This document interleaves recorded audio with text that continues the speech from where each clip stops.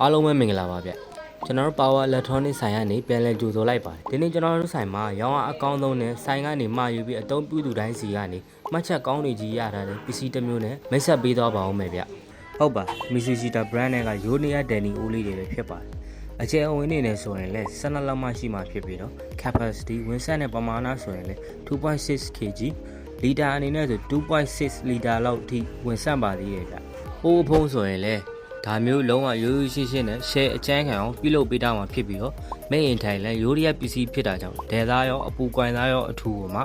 ရေရှည်အသုံးခံအောင်လဲပြုလုပ်ပေးထားပါသေးတယ်ဗျ။ဟိုရဲ့ကိုယ်ရဲ့တိဆောက်ပုံကလည်းရိုးရိုးရှင်းရှင်းလေးနဲ့ဒီဇိုင်းပိုင်းကိုတိတ်အသားမပေးပဲ quality ပိုင်းအသားပေးဖွဲ့စည်းတိဆောက်ပေးတာမှဖြစ်ပြီးတော့ဒီဘက်မှာဆိုရင် power on off အတွက် indicator light လေးပါမယ်။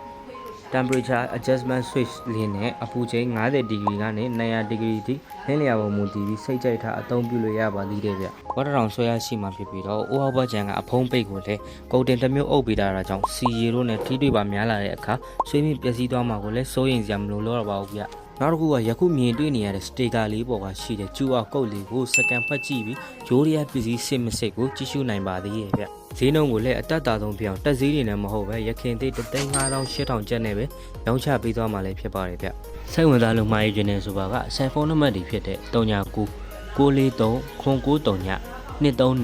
232 39 253 291 935တို့မှတစ်ဆင့်လဲ